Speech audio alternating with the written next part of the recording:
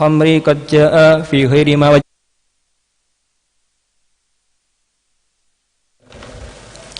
wa qala alaihi salatu wassalam al-hamru ummul khaba'ith wa qala alaihi salatu wassalam man saribal hamra fid dunya lam yashrabha fil akhirah wa qala alaihi salatu wassalam man saribal hamra lam yaqbalillahu lahu salatan arba'ina subahan wal waridu fi tahrimil hamri wa dhammiha wa tahdhiri minha katsirun syahirun wa fima dzakarnahu kifayatun liman wafaqahullah fahdharu ibadallah rahimakumullah min hadhihi syarabil khabith alladhi haramahullah wa ja'ala syuhta wal makta wal hidya hadda syaribihi fid dunya wal akhirah wa man ibtuliya bisurbiha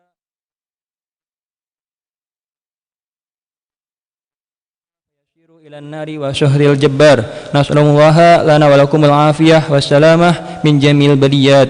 Nah, bismillahirrahmanirrahim. Alhamdulillahirabbil alamin.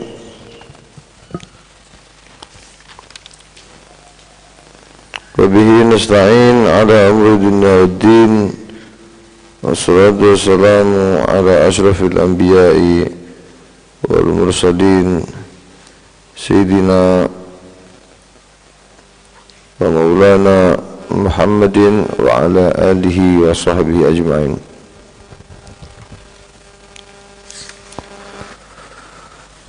نبينا تعليم وتعلم وتذكر وتذكر ونفع ودفاع والحث والتمسك بإذن الله وسنة رسول الله صلى الله عليه وسلم ودين الهدى والخير. بسم الله الحمد لله. Saya Budi. Alhamdulillah jama'ul ismi. Oke. Waqala alaihi salatu wassalam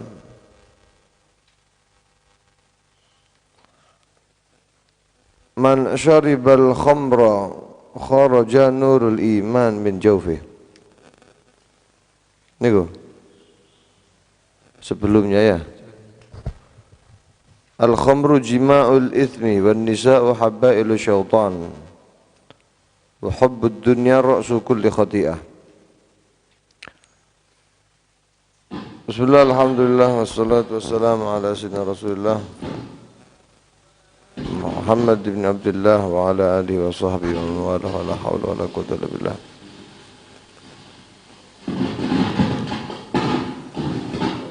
Qala alaihi salatu wassalam al-khamru jima'ul ithmi. Khamr itu adalah satu jima'ul ithmi, tempat berkumpulnya dosa, pangkal dari dosa.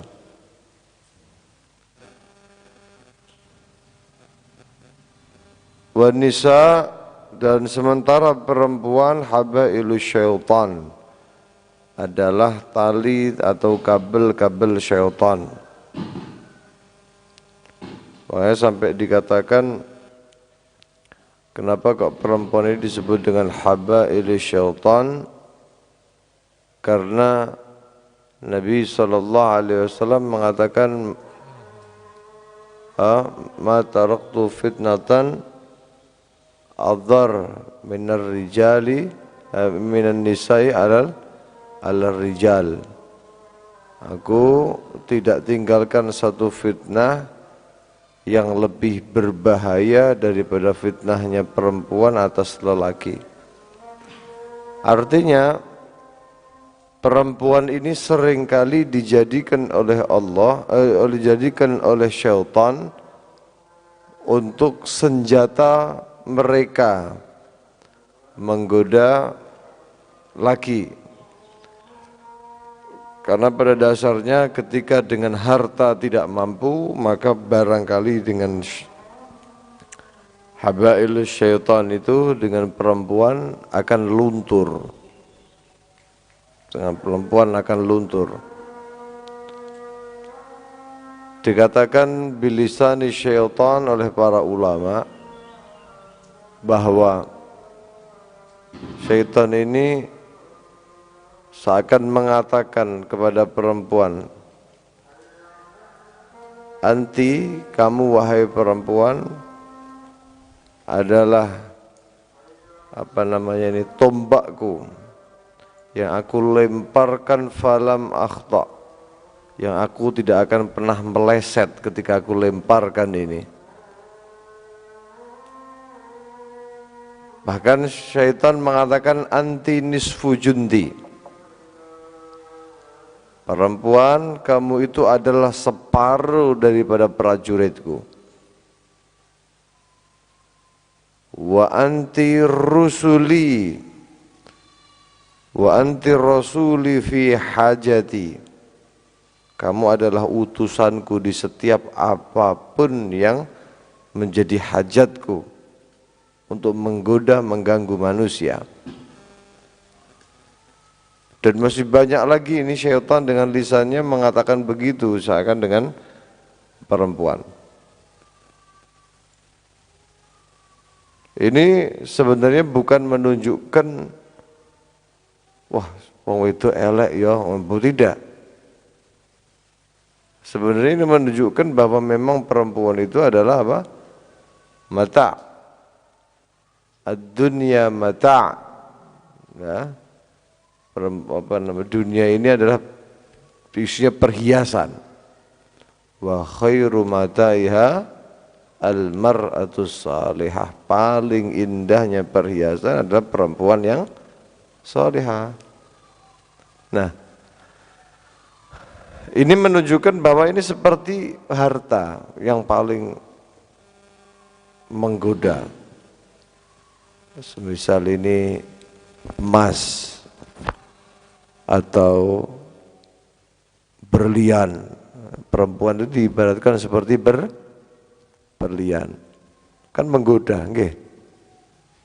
Kalau orang itu enggak kuat iman, lihat berlian karena khilaf langsung, nggih.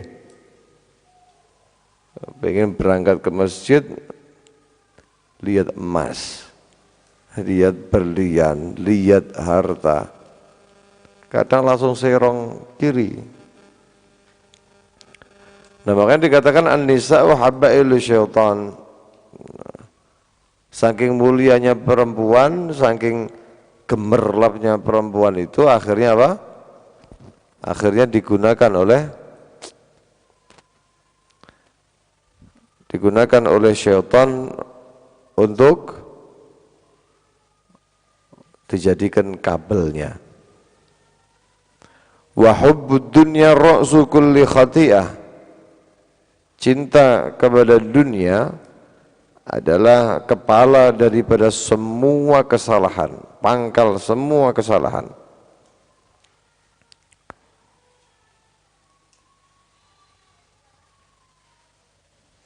Kenapa demikian? Karena orang yang berdiam diri untuk mengumpulkan dunia dan zahratiha dan gemerlapnya dunia,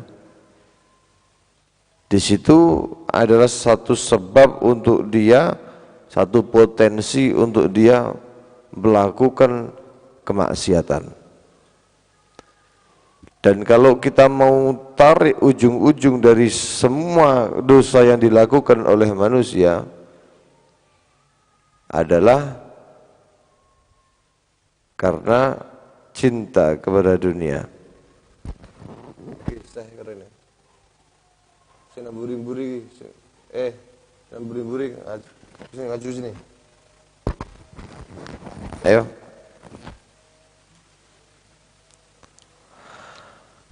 Wa an Ibn Abbas radhiyallahu taala anhuma qal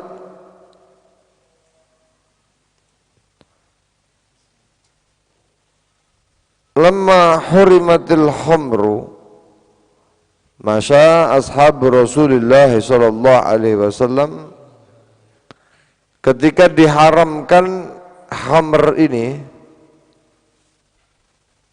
sing senden-senden kula, aib alaik,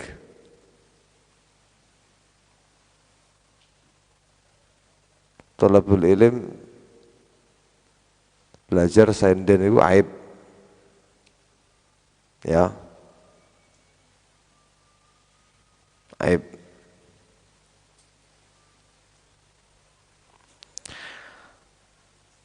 Naam.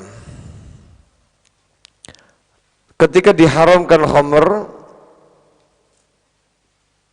maka ashab Rasulullah berjalan, ini para sahabat Nabi Muhammad SAW, kemudian mereka berbincang satu dengan yang lain, wa qala hurrimatil khamr, telah benar-benar diharamkan ini khamr, wa ju'ilat 'adlan lisyirki ay fil ithmi, idlan lisyirki, dan telah dijadikan idlan lisyirki. Apa idlan lisyirki? Ay musawiyatan li'iqabil isyrak billah, dosanya disamaratakan dengan orang yang syirik. Dan nanti orang yang minum khamr akan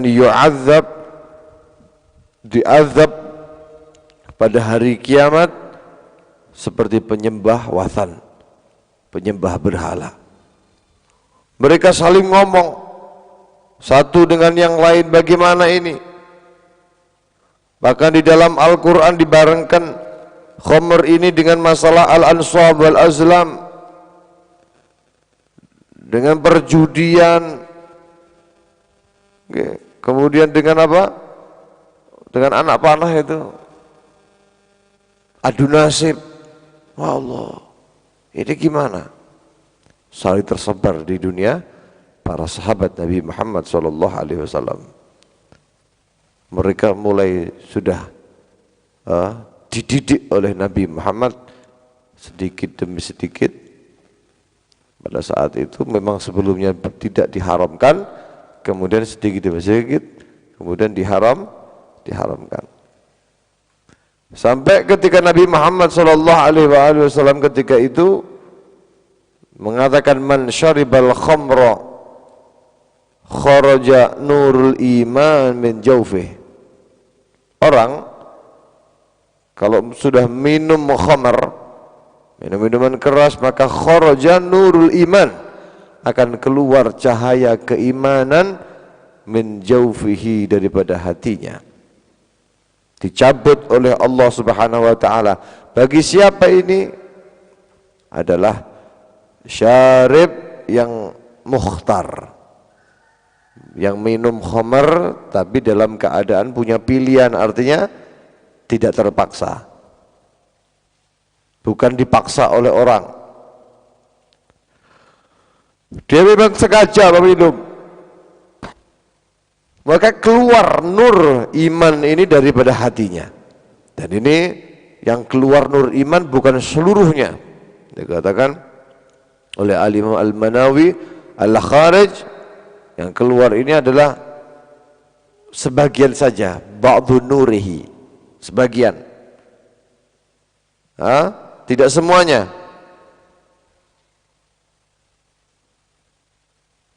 Masya Allah, mudah-mudahan dijaga oleh Allah Subhanahu wa taala. Makanya kemana kan diceritakan bagaimana minum khamr itu dapat menyebabkan su'ul khotimah, dapat berpotensi menyebabkan su'ul khotimah. Itu bagaimana tidak demikian? Orang kalau sudah minum khamr itu 40 hari sholatnya tidak diterima. Maksudnya sholat tidak diterima ini bukan sholat saja, tapi sholat itu adalah perkara terpenting di dalam agama, ibadah yang terpenting dalam agama disebutkan sholat. Kalau sholat saja sudah tidak diterima, apalagi ibadah yang lain, begitu. 40 hari. Wa qala alaihi salatu wassalam, man syaribal khamra saqahu Allah min hamimi jahannam. Barang siapa orang yang meminum khamar, maka saqahu Allah Subhanahu wa taala akan tuangkan kepadanya min hamimi jahannam, dari panasnya yang ada di jahannam.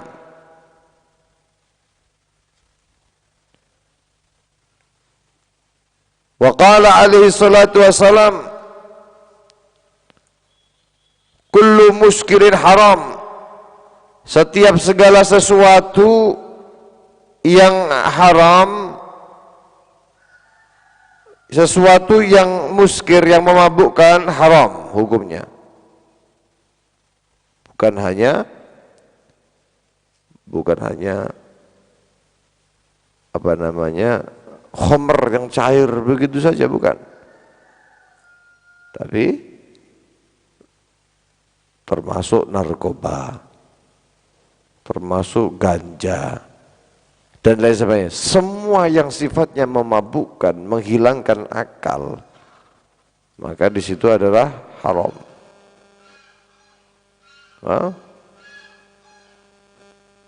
Dan nanti akan mendapatkan hukumannya.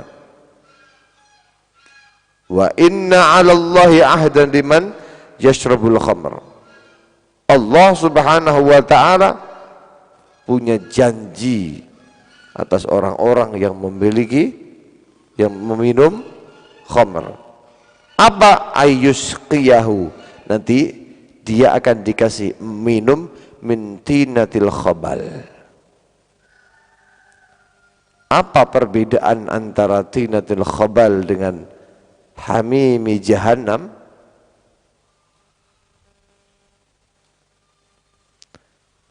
Kalau hamimi jahannam adalah yang paling panas, ya, air mendidih yang ada di jahannam. Air mendidih yang ada di jahannam. Kalau yang kedua, tinatil khabal, di sini ditanyakan langsung oleh sahabat kepada Rasul sallallahu alaihi wasallam. Ya Rasulullah, wa ma tinatul khabal? Apa sih yang disebut dengan tinatul khabal? Kok orang yang minum khamr nanti akan dijanjikan oleh Allah Subhanahu wa taala dicekokin dengan tinatul khabal? Qal araku ahli nar. Bijang besok itu bakal dicekoki keringatnya ahli neraka. Au usaratu ahli nar. Ya, jus, ya, dari orang-orang ahli neraka. Na'udzubillahi min dzalik.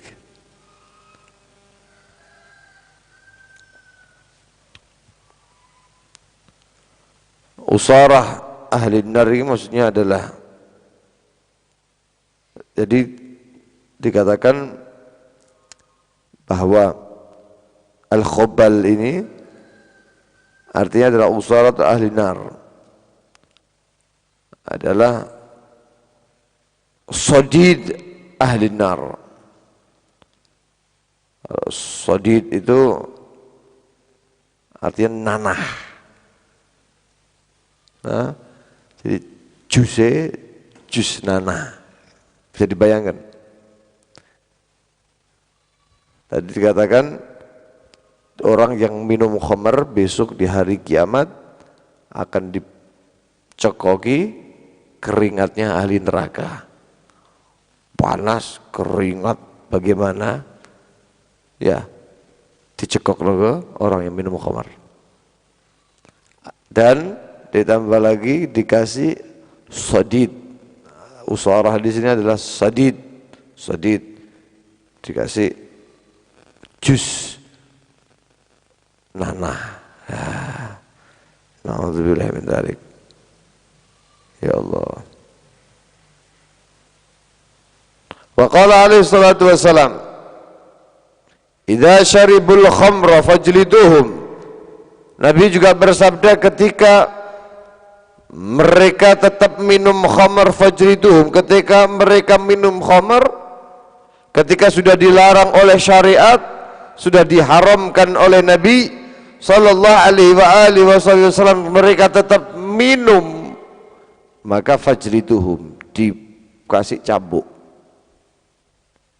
Kalau seandainya Indonesia itu adalah negara Islam, Indonesia ini negara bukan negara Islam, akan tetapi penduduknya mayoritas Muslim. Kalau di negara Islam artinya hukum-hukum Islam ditegakkan, maka peminum khamr itu wajib untuk dipukul. Berapa kali pukulannya? Dipukul sampai 40 kali cambukan. Itu kepada orang yang apa namanya?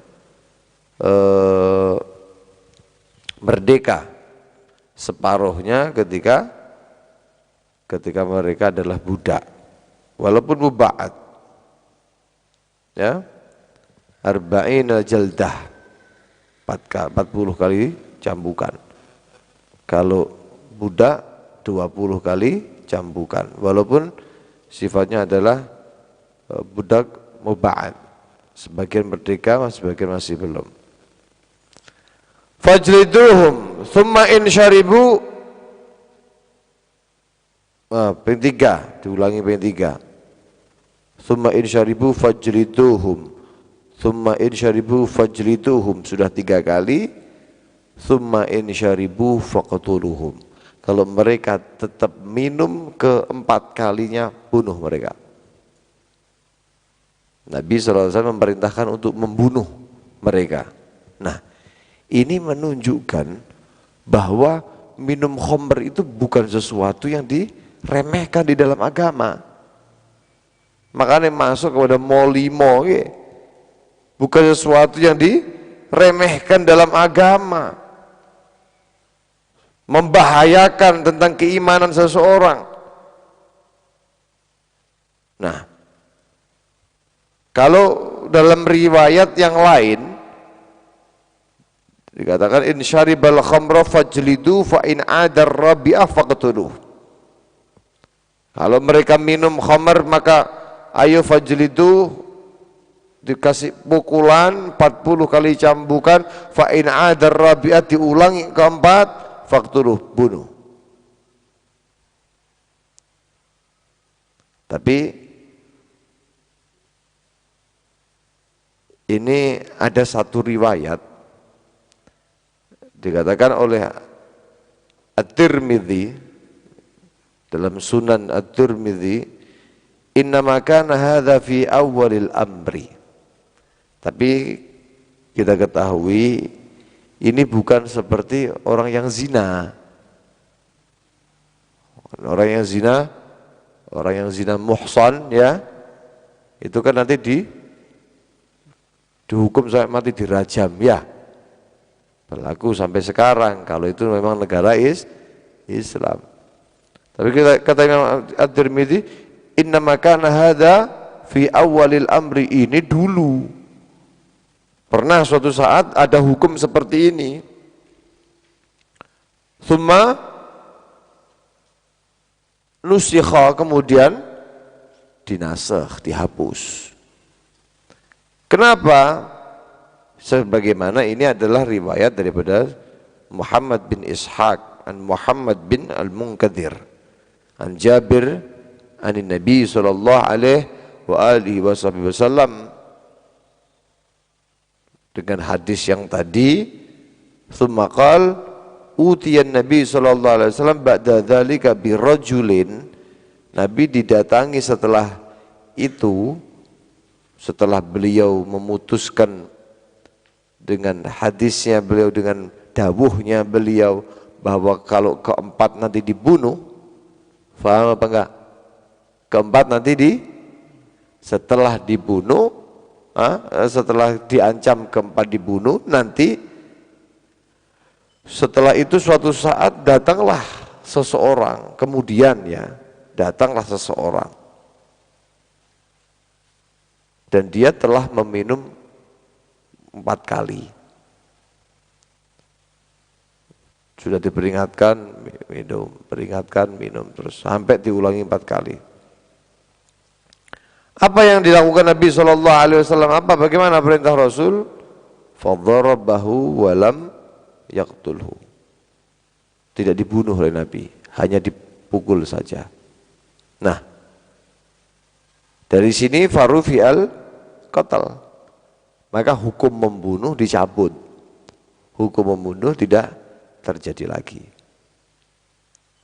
Wa kanat rukhsah, artinya mendapatkan keringanan dari Nabi sallallahu alaihi wasallam. Wal amal ala hadzal hadis inda amati ahli ilm la na'lam bainahum ikhtilafan fi dzalika fil qadim wal hadis.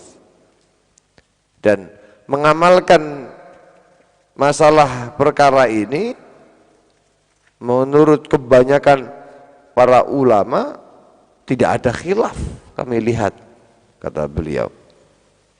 Jadi memang tadinya begini kemudian dinasakh, tidak lagi dibunuh, tapi sudah cukup memberikan petunjuk kepada kita bahwa yang namanya khamr bukan sesuatu yang diremehkan oleh agama. Orang minum khamr keempat kali pada dasarnya awal dulu dibunuh dalam agama ini.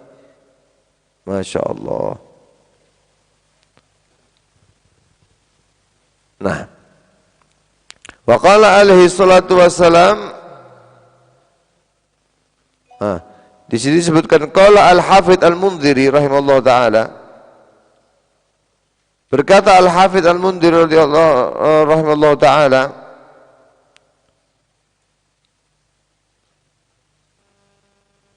pembunuhan atau hukuman pembunuhan kepada peminum khamr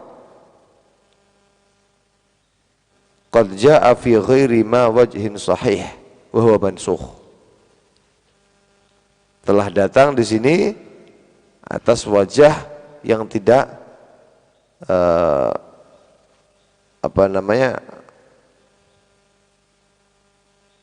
sahih, ya, bahwa mansukh ini adalah mansukh hukum membunuh atau hukuman bunuh bagi peminum khamr. Wallahu a'lam.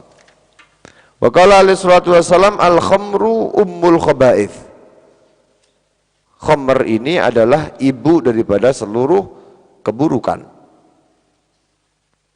Artinya adalah semua keburukan pangkalnya di sini. Miftahu kulli syarr, ya. Kalau kita mau tahu, kalau orang itu sudah minum khamr, maka dia akan melakukan apapun yang sebenarnya tidak mungkin dilakukan oleh seseorang. Nah, bahkan dalam riwayat lain dikatakan al-khamru umul fawahish. Semua fahisyah, keburukan-keburukan keji, dosa-dosa yang keji, itu semuanya ikut dalam kandungan al-khamr. Man syaribal khamra fid dunya lam yashrabha fil akhirah. Orang kalau sudah minum khamr di dunia, maka dia tidak akan pernah minum di akhirat. Dan nanti itu di akhirat itu akan ada minuman khamr. Nah, barang siapa orang yang meminum di dunia, maka tidak akan meminum di akhirat. Ya, tidak akan minum di akhirat. Dikatakan di sini illa ayyatub. Di dalam riwayat ini diakhiri dengan illa ayyatub, kecuali kalau dia itu tobat. Dalam riwayat lain harramaha fil akhirah, diharamkan di akhirat. Dan Al-Imam An-Nawawi beliau mengatakan annahu yuhram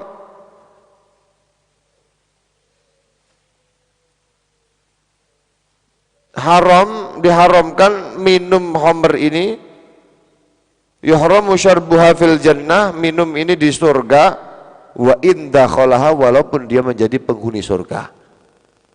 Jadi dia di surga, akan tetapi ternyata dia tidak dapat minum. Ya, tidak dapat minum. Wa in dakhalaha fa innaha min fakhiri syarabil jannah. Khamr pada saat itu yang di surga ini menjadi minuman idola, minuman favorit ahli surga. Minuman favorit ahli surga. Maka orang yang bermaksiat untuk meminumnya di dunia tercegah untuk mendapatkannya. Sekarang pertanyaannya, khamr di surga itu apa kayak khamr di dunia? Teler, terus merek-mereknya apa kayak merek-merek di dunia, di Indonesia ini apa mereknya? Cap luwak misalnya, semisal ini ya. Nah, sana mereknya apa? Apa merek bidadari surga? Apa merek apa? Nah, di dalam beberapa tafsir, diantaranya tafsir Imam Ibnu Katsir, dalam tafsir menjelaskan beberapa sifat khamr surgawi. Satu, khamr surgawi itu tidak mengandung zat yang memabukkan. Jadi nang surga ora iso teler. Nang surga terus glosor-glosor dahan ho. Enak tok, percuma. Wong glosor niku gara-gara ora kerasa nang donya. Ya. Orang mabuk itu gara-gara pengen melupakan permasalahan di dunia. Pengen melayang begitu. Kalau di surga enggak perlu ada seperti itu, sudah mendapatkan kenikmatan luar biasa. Bahkan di surga sampai kedep iman paling ya. Kok jangankan buat mabuk. Nah, tidak ada memabukkan. Kenapa? Nah, Allah Subhanahu wa taala berfirman dalam Al-Qur'an, la fiha ghaulun wa lahum anha yunzafun. Tidak ada dalam khamr itu alkohol kandungannya yang memabukkan, dan mereka tidak mabuk karenanya. Dalam surat As-Saffat itu. Yang kedua, khamr yang ada di surga itu tidak membuat mabuk dan pusing. Terus teler, terus munyar-munyar, muntah-muntah, ndak ono. La yusaddauna anha wa la yunzafun. Kita sering baca surat Al-Waqiah. Ya. Mereka itu tidak akan pusing karena minum khamr itu di surga, dan tidak pula akan mabuk. Kalau sudah diberikan khamr apa? Khamr surgawi. Lu warnanya sama enggak? Coklat kayak bensin nih kok. Enggak. Warnanya saja sudah beda. Putih warnanya. Kayak susu. Khamr tapi. Rasanya gimana? Pahit. Siapa yang tahu rasanya khamr? Pahit. Ya pahit mungkin, ya. Pedes ta. Oh, gak enak kan begitu ya. Makanya mulai ngombe khamr kan merem-merem ya. Merem-merem. Kecuali lek wis bandari apa piye. Ya kayak ngombe banyu putih. Nah, rasanya ini kalau di surga rasanya itu lezat sekali. Ya. Putih lezat. Sebagaimana ini kan khamr ini sering diceritakan oleh Allah dalam sifat-sifatnya dalam Al-Qur'an. Ya. Warnanya putih. Bayda ladzat. Ladzatin lisyaribin. Bayda putih. Ladzatin lisyaribin. Wah, enak sekali. Gimana rasanya? Nanti masuk surga dulu, nanti kita ceritakan. Nah, bisa didapatkan tanpa perlu memeras, tanpa perlu diproses suling-suling, tidak perlu. Ya, lam ta'surhar rijal biaqdamiha. Tidak perlu, kata Nabi SAW ketika menceritakan ini, para laki-laki tidak perlu memerasnya dengan kaki-kaki mereka, ya, dan lain sebagainya. Nah, itu adalah sifat-sifat khamr surgawi. Aja berharap khamr duniawi kayak nakono, ndak ono apa-apa nih ini. Ndak ada apa-apanya. Di sana minuman favorit khamr. Wah. Nanti dari peminum khamr semuanya. Amin Allahumma, di surga, bukan di dunia ya, di surga. Nah, dan perlu diketahui bahwa khamr ini juga termasuk dari pembuat atau penyebab daripada kiamat. Tanda-tanda hari kiamat, tanda-tanda kehancuran, bahkan yang menurunkan termasuk wabah bala dari Allah Subhanahu wa taala. Di antaranya adalah biang keroknya ketika khamr itu diminum di mana-mana. Ya. Dalam satu riwayat dikatakan Nabi sallallahu alaihi wasallam bersabda, yakunu fi hadhil ummah, akan ada di umat ini khasfun wa qadhfun wa mashkhun. Akan ada satu peristiwa nanti, umat ini akan mendapati peristiwa di mana orang-orang itu ditenggelamkan, dapat musibah, bala, ditenggelamkan di dalam bumi. Kena nopo niku? Kurukan bumi. Terlimpari batu. Niku gunung meledos, watu ngantem iki napa dipripun, wallahu alam. Dan mereka wajahnya dirubah oleh Allah Subhanahu wa taala. Jadi muka buruk. Ketika kapan itu terjadi? Kena penyakit, muka berubah dan lain sebagainya. Idza dhaharatil ma'azif, ketika mereka itu, para sahabat Nabi bertanya kepada Rasulullah, ya Rasulullah, wa mata dzak, kapan itu terjadi tiga hal tadi itu ya Rasul? Kata Nabi Muhammad SAW, idza dhaharatil ma'azif. Nah, ketika sudah musik merajalela, orang hidupnya adalah music is my life. Wah, hidupnya adalah musik, tampak musik. Obah didik musik. Syukuran anaknya sunat musik. Rabi musik. Mau bapaknya mati musik oke ya. Enggak. Walhasil semuanya musik ini menjadi tenar, menjadi merajalela di situ. Banyak muncul wa kathratil qiyan, banyak biduan megal-megalnya, dangdutan. Wah, semakin ini semakin terkenal, semakin nakal semakin menarik, kan begitu ya. Wah, tambah parah.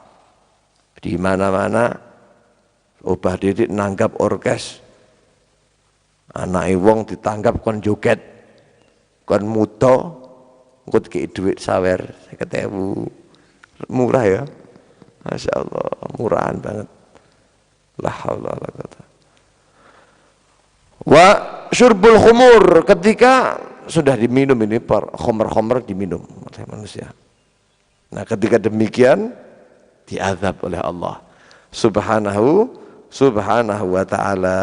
Akan ada azab dari Allah Subhanahu wa ta'ala. Na'udzubillahi min dzalik. Naam. Wallahu a'lam bishawab. Nah, ini insyaallah sedikit akan kita lanjutkan di pertemuan yang akan datang saja. kemudian kita lanjut kepada masalah muraqabatul qalb wal jawarih insya Allah. Nanti malam insya Allah Jalsatul Itsnain akan dilaksanakan di Masjid An-Nur Kemenggeng Janti Wates, ya, Kemenggeng Janti Wates insya Allah. Mudah-mudahan kita semua dilindungi oleh Allah Subhanahu wa taala dan semoga Indonesia dijaga. Ini tanggal 17 Agustus Dirgahayu Indonesia. Mudah-mudahan Indonesia dijadikan baldatun thayyibatun wa rabbun ghafur, dan mensyukuri nikmat kemerdekaan ini dengan cara ketaatan kepada Allah, bukan sebaliknya dengan cara kemaksiatan yang akan Allah cabut nikmat-nikmat itu dari kita yang diberikan nikmat oleh Allah Subhanahu wa ta'ala. Mudah-mudahan Indonesia semakin dijauhkan dari bala, dijauhkan dari maksiat, dijauhkan dari malapetaka, dijadikan para pemimpin-pemimpinnya pemimpin-pemimpin yang saleh, pemimpin-pemimpin yang amanah. Amin Allahumma amin ala hadhihi niyyah wa ala kulli niyatin salihah. Bismillahil Fatihah. Alhamdulillah.